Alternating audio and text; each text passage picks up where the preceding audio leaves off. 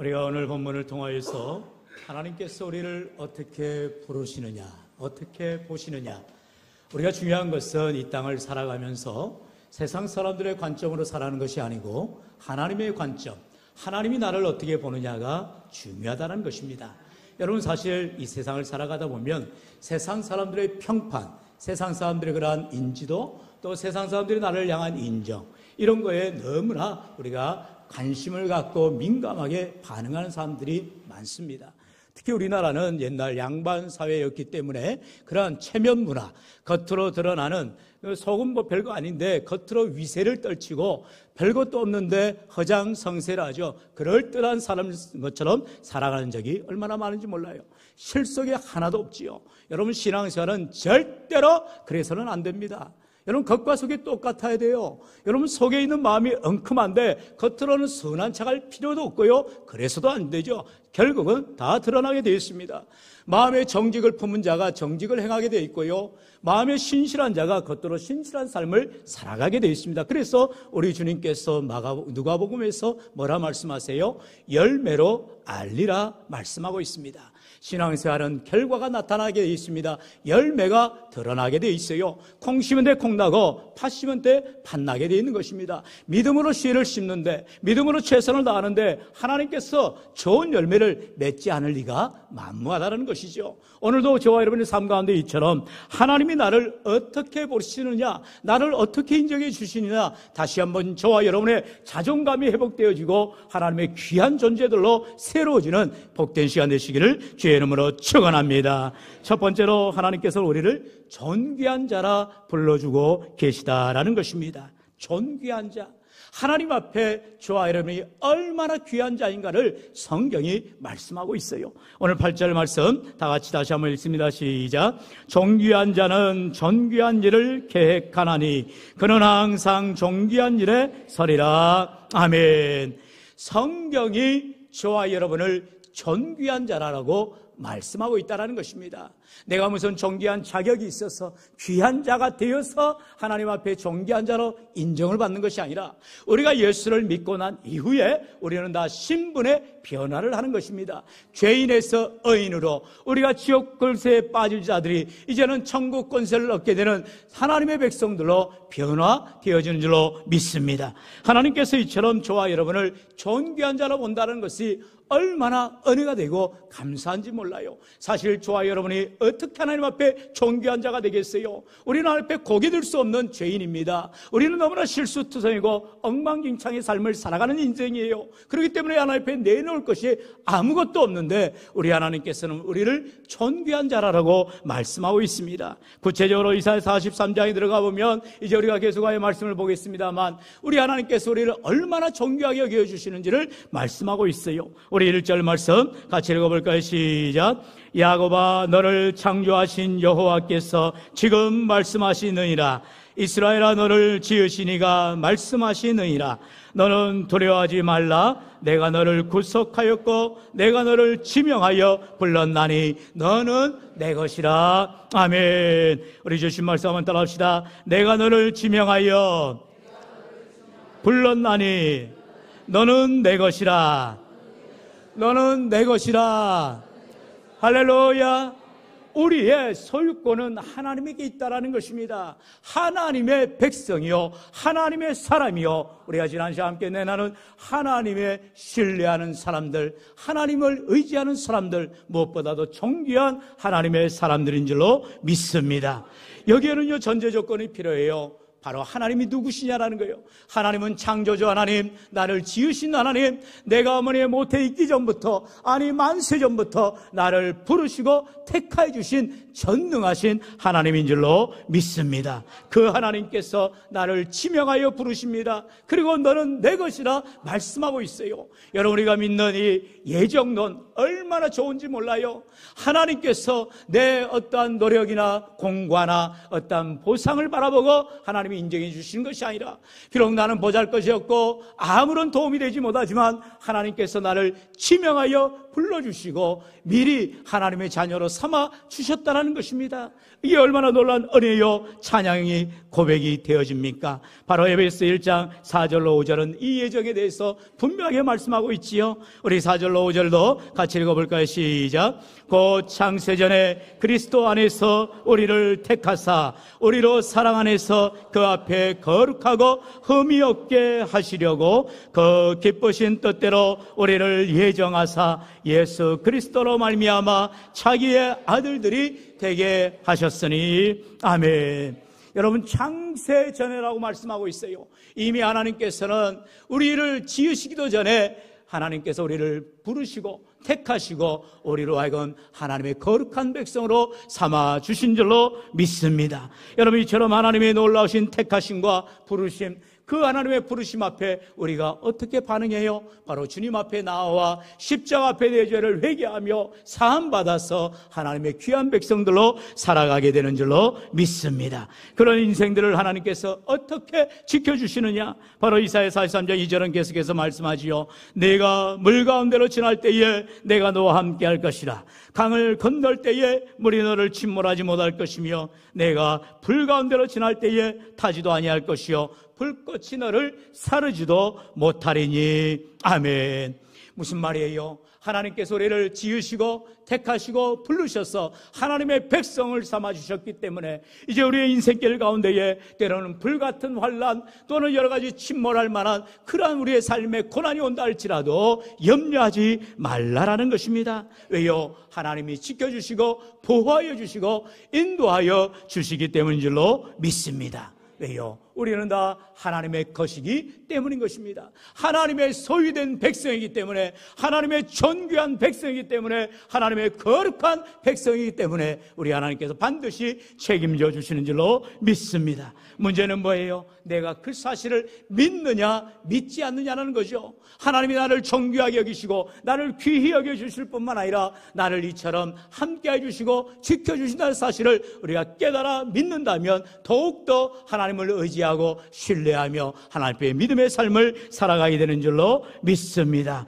이어서 하나님께서는 4절에 이와 같이 엄청난 선포를 하지요. 우리 사랑하였은즉,까지 같이 읽어볼까요? 시작.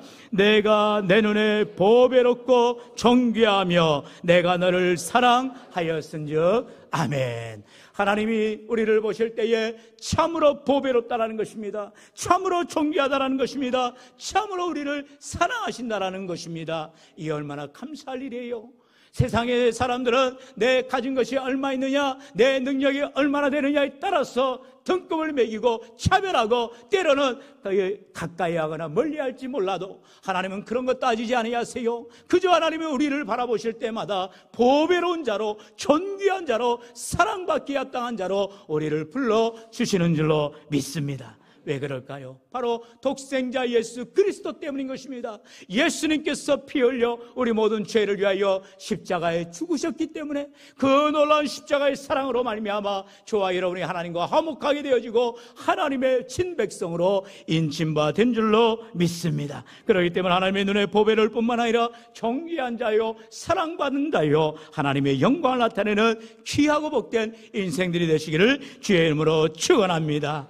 이와 같이 우리가 하나님의 존귀한 자라는 것을 선포하며 고백하며 나아갈 때 이제 우리의 인생 가운데 어떤 삶이 되어드리냐, 바로 두 번째로 존귀한 일을 계획하신다라는 것입니다.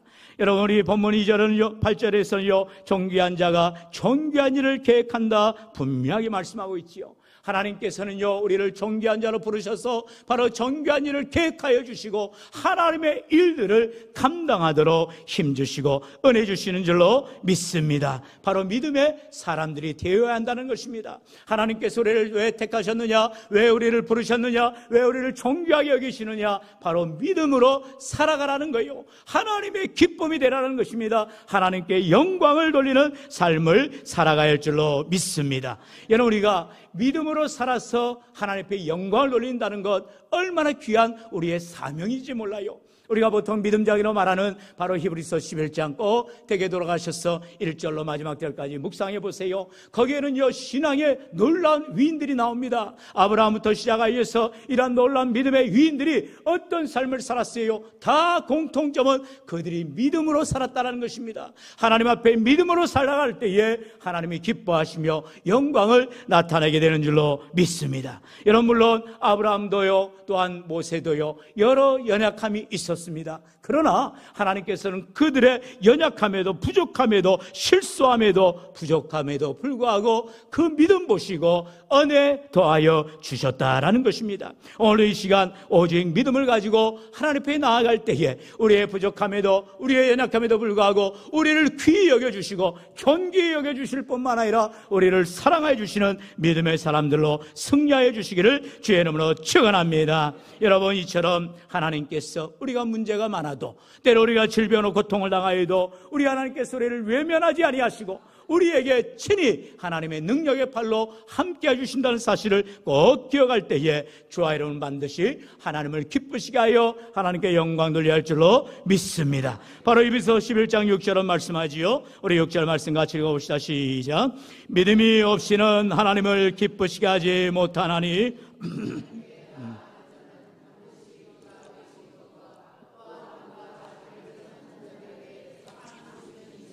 믿어야 할지니라. 아멘.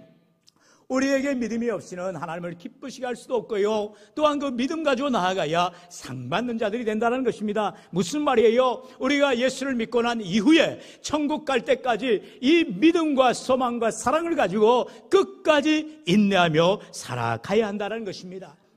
때로는 원수마귀가 우리의 믿음을 까부려요. 밀 까부르듯이 우리를 테스트한다는 거예요. 다시 말하면 우리를 유혹합니다. 때로는 우리를 넘어뜨리려고 여러 가지 모양으로 우리를 괴롭힐 때가 있어요. 여러분, 욥의 신앙의 모습을 바라보십시오. 그가 참으로 하나님 앞에 얼마나 신실한 삶을 살아갑니까? 그러나 그의 믿음이 대단한 것은 아니었어요. 연약하지만 하나님을 의지하고 나의 가는 길을 오직 그가 아시나니 나를 단련하신 후에 나를 정금같이 나오게 하시리라 소망 가지고 나아갈 때 하나님께서 합력하여 선을 이루어 가신 줄로 믿습니다. 그러므로 오늘도 저와 여러분의 삶 가운데 내 모든 환경과 여건이 열악하다고 해서 절망하거나 낙심하는 것이 아니라 오히려 소망을 가지고 주님을 바라보며 나아갈 때 믿음의 주여 온전케 하신 인 예수 그리스도를 바라볼 때에 우리는 흔들림 없는 신앙생활을 하게 되는 줄로 믿습니다. 이제 이러한 사람들은요 바로 정귀한 자가 되어서 정귀한 일을 계획할 뿐만 아니라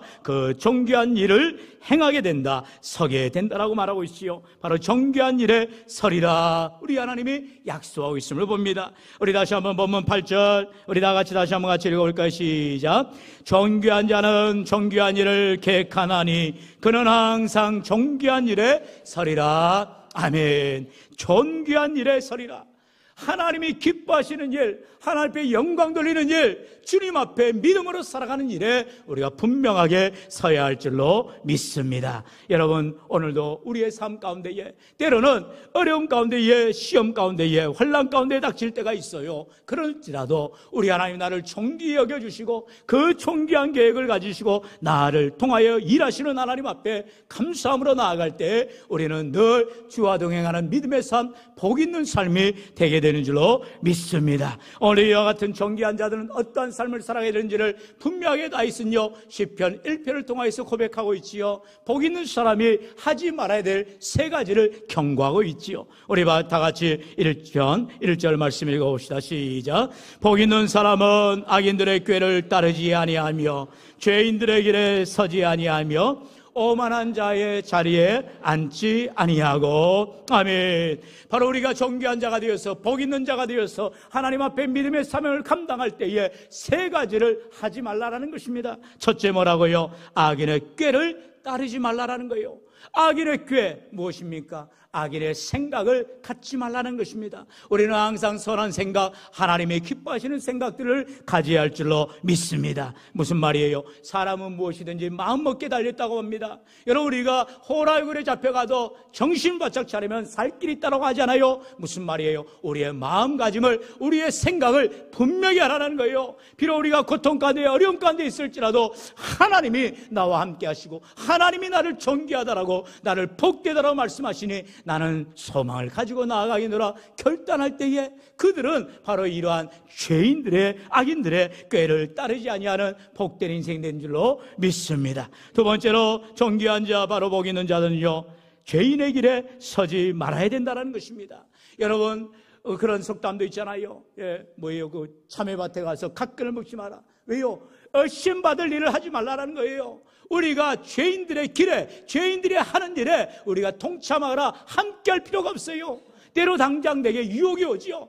야, 이것만 해봐. 그러면 돈 대박이 날 거야. 여러분, 당장의 이익 앞에서 우리가 하나님 앞에 득죄하는, 죄를 범하는 일들을 감당해서는 안 된다는 거죠. 우리가 잘 압니다. 요셉의 인생 가운데에 그가 보디발의 아내가 유혹할 때가 있었어요. 그때 마침 집안에는 아무도 없이 오직 요셉과 보디발의 아내만 있었어요. 둘만 입 다 닫으면 될 일이었어요. 그러나 이 요셉은 그가 분명하게 신앙을 고백하죠. 하나님 앞에 내가 어찌 득죄하리요 말하고 있어요. 지금 당장 눈앞에는 당신이 내 상사 여탈권을 쥐고 있는 것 같지만 하나님께 나를 붙들어 주시니 나는 두려워할 것이 없고 염려할 것이 없노라. 그는 신앙의 고백을 하고 그 자리를 박차고 나가게 되어주는 것입니다. 여러분, 세상 사람들 같으면 눈 질끈 감고 그냥 넘어가는 거예요. 그러면 그의 인생이 그냥 대로가 열릴지도 몰라요. 그러나 나중에 다 발목이 잡히게 되죠. 문제가 일어나게 되죠. 여러분, 우리의 인생 가운데에 믿음의 사명자들은 이와 같이 죄인의 길에 서는 어리석은 행동들을 해서는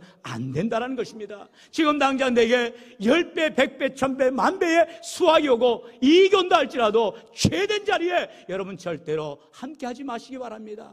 왜요? 하나님 앞에 서게 되는 날 다 그 죄가 백일하게 드러나게 되는 것입니다. 얼마나 창피해요. 얼마나 부끄러워요. 여러분, 그러기 때문에 그런 일 당하기 전에 우리는 더 이상 죄악 가운데 범하지 아니하고 오직 모든 죄를 예수 그리스도 앞에, 십자가 보혈 앞에 씻음 받으시기를 주의 이름으로 축원합니다. 마지막으로 세 번째로, 존귀한 자는요, 복 있는 삶을 살아가는데 바로 오만한 자들의 자리에 앉지 말아라는 것입니다.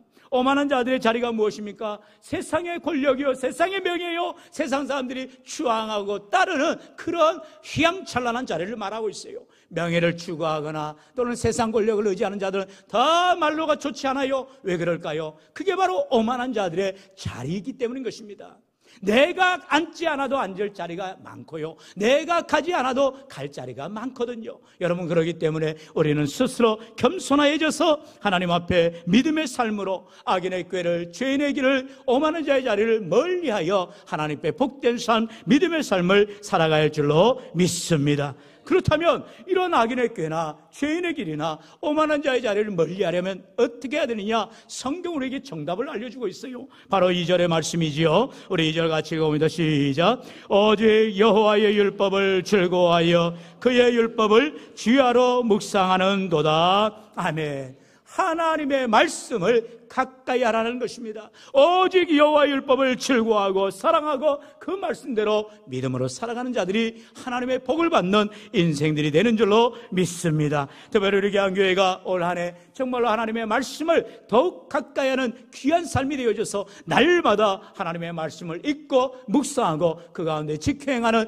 복된 삶, 믿음의 삶이 되시기를 축원합니다. 이처럼 하나님이 기뻐하시는 믿음의 삶으로 말씀을 충만히 의지하며 믿음으로 살아가는 인생들을 하나님께서는 축복해 주시고 형통케 해주신다라고 말씀하지요. 바로 3절의 말씀이지요. 같이요. 시작. 그는 시냇가에 심은 나무가 철을 따라 열매를 맺으며 그 잎사이가 마르지 아니한 같으니 그가 하는 모든 일이 다 형통하리로다. 아멘.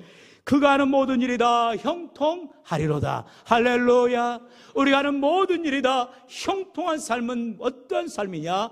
우리가 물가에 심겨진 나무와 같은 삶, 하나님을 떠나지 않는 삶, 주의 말씀을 의지하는 삶을 살아갈 때에 우리 하나님께서 우리의 모든 일이, 우리의 하는 행사가 형통하도록 축복하여 주시는 줄로 믿습니다. 여러분, 하나님의 말씀은 살아있고 운동력 있고 우리의 삶을 인도해 주신다고 말씀하고 있어요. 그 말씀을, 진리의 말씀을 붙드는 자들, 의지하는 자들을 오늘도 하나님께서 함께 해주시는데요, 악한 자들, 죄인들은 하나님이 심판하신다고 말씀하세요. 그래서 6절에 무릇 의인들의 길은 여호와께서 인정하시나 악인들의 길은 망하리로다 말씀하고 있어요.